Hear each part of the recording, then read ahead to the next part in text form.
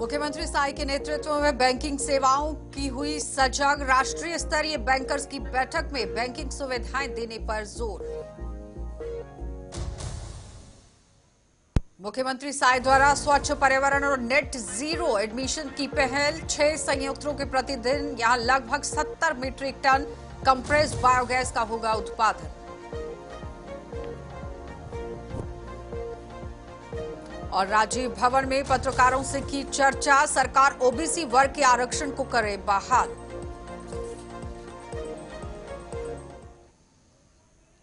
नमस्कार, बुलेटिन में आपका स्वागत है। मैं हूं आपके साथ आशा सरमाल। चलिए शुरुआत करते हैं छत्तीसगढ़ से जुड़ी खबरों की। छत्तीसगढ़ की अर्थव्यवस्था को गतिशील बनाने में बैंकों की महत्वपूर्ण भूमिका है। मुख्यमंत्री विष्णुदेव साय के नेतृत्व में बैंकिंग सेवाओं के विस्तार के लिए राज्य सरकार सजग है और पिछड़े एवं दूरस्थ इलाकों में यहां बैंकिंग सुविधाओं के विस्तार के लिए हर संभव सहायता उपलब्ध कराने के लिए तैयार है।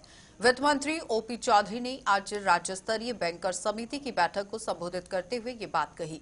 वित्त मंत्री ओपी चौधरी ने कहा कि प्रदेश की अर्थव्यवस्था में बैंकिंग सिस्टम रीढ़ की तरह है। बिना बैंकिंग सुविधा का विकास किए बिना हम प्रदेश का विकास नहीं कर सकते, इसलिए हमें तेजी से बैंकिंग सुविधाओं का विस्तार करना होगा।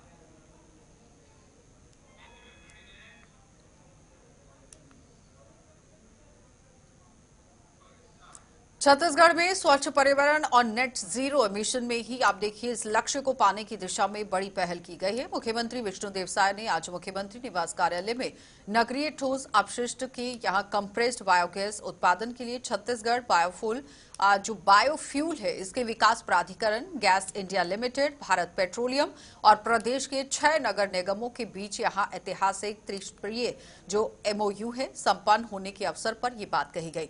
मुख्यमंत्री ने सभी संस्थाओं को इस विशेष एमओयू के लिए शुभकामनाएं दी और कहा कि ये कदम स्वच्छता, ऊर्जा उत्पादन और सतत विकास के क्षेत्र में छत्तीसगढ़ को एक नई पहचान दिलाएगी।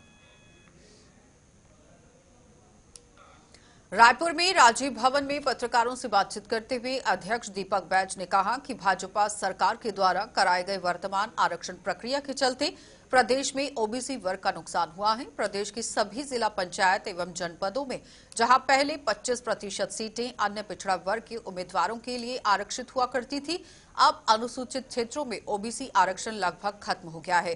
पूर्व में ओबीसी के लिए आरक्षित ये सभी सीटें अब अन्य वर्ग के लिए आरक्षित हो चुकी हैं और सीएम साय सरकार के द्वारा यहां आरक्षण प्रक्रिया के नियमों में किए गए दुर्भावनापूर्ण जो संशोधन है उसके बाद अनुसूचित जिले और ब्लॉकों में जिला पंचायत सदस्य, जनपद सदस्य और पंचों का जो भी पद अन्य पिछड़ा वर्ग के लिए आरक्षित था, अन्य वर्ग के लिए आरक्षित हो गया है। सुकमा बीजापुर जिले के सीमाओं में जो मुठभेड़ हुई है, लगभग 12 नक्सलियों को मारने का दावा किया जा रहा है, तो निश्चित रूप से मैं फोर्स को बहुत बहुत बधाई और शुभकामनाएं देता हूं। जैसे हमारे जवान इच्छा शक्ति और बहादुरी दिखा रहे, वैसे ही इच्छा शक्ति अगर सरकार दिखाती, मैं समझता हूं कि पिछले दिनों 8 जवानों की शहादत नहीं होती। इसलिए मैं बहादुर जवानों को नमन। और छत्तीसगढ़ राज्य महिला आयोग की अध्यक्ष डॉक्टर किरणमयी नायक एवं सदस्यगणों सरला कौसरिया, लक्ष्मी वर्मा और शिव मंडावी एवं दीपिका शौरी ने आज छत्तीसगढ़ राज्य महिला आयोग के कार्यालय रायपुर में महिला उत्पीड़न से संबंधित प्रकरणों पर सुनवाई की गई। आयोग की अध्यक्ष डॉक्टर किरणमयी नायक की अध्यक्षता में प्रदेश स्तर पर आज 301वीं सुनवाई हुई है और एक अन्य प्रकरण में आवेदिका ने अपने ही माता पिता, भाई बहन के खिलाफ प्रकरण दर्ज करा दिया है।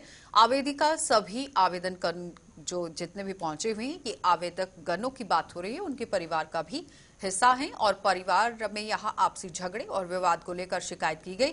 आयोग के द्वारा समझाइश दी गई कि दोनों पक्षों के द्वारा भविष्य में एक दूसरे के विरुद्ध कोई कार्रवाई या फिर दावा आपत्ति नहीं करेंगे। इस निर्देश के साथ प्रकरण निस्संदिग्ध जो है वो किया गया है।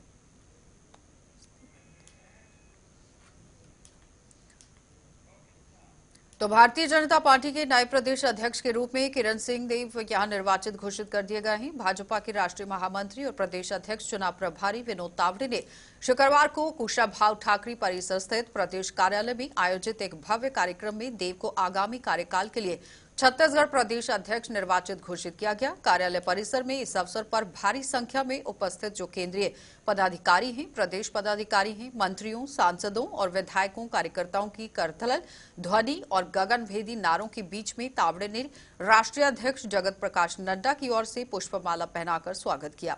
विष्णुदेव साय जो कि मुख्यमंत्री हैं छत्तीसगढ़ के, पर्यटन प्रभारी नितिन नवीन और पर्यवेक्षक गजेंद्र पटेल, पूर्व राज्यपाल रमेश बैस, उप मुख्यमंत्री अरुण साव, विजय शर्मा और क्षेत्रीय संगठन महामंत्री अजय चंबौल, संगठन महामंत्री पवन साय सही यहां सभी जो नेतागण हैं वो मौजूद रहे और देव का भी आप देखिए अभिनंदन कर उन्हें बधाई दी गई।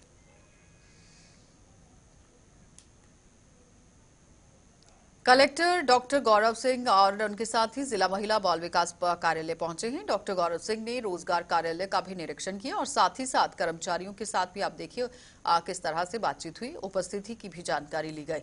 अवकाश में रहने वाले कर्मचारियों के विरोध में ही यहां आवेदन की जानकारी ली गई और कहा गया कि बिना सूचना के अनुपस्थिति कर्मचारियों के वेतन काटकर कार्रवाई की जाए।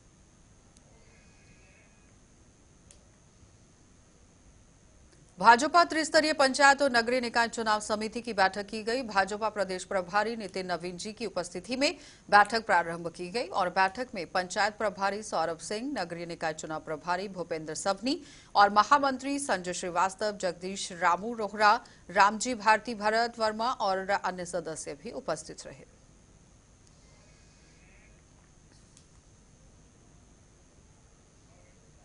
रावतपुरा सरकार लोक कल्याण ट्रस्ट लोक कल्याण के ही हित के लिए यहां सदैव सेवा अग्रसर रहा है। शिक्षा और स्वास्थ्य के माध्यम से विभिन्न शिक्षा संस्थानों, मेडिकल कॉलेज और 635 बिस्तर वाले अस्पताल के पश्चात अनंत श्री रविशंकर महाराज रावतपुरा सरकार के आशीर्वाद से 16 जनवरी 2025 को यहां बेलासा एडवांस डायग्नोस्टिक का लोकार्पण किया गया।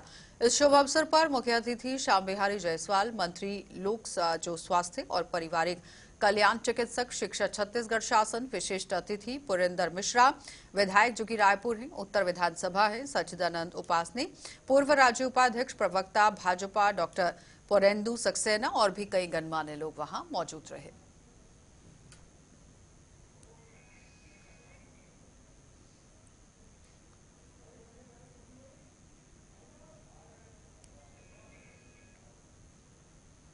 चलिए बुलेटिन में फिलहाल इतना ही, रुकेंगे एक छोटे से ब्रेक के लिए, जल्द वापस लौटेंगे। आप बने रहिए हमारे साथ।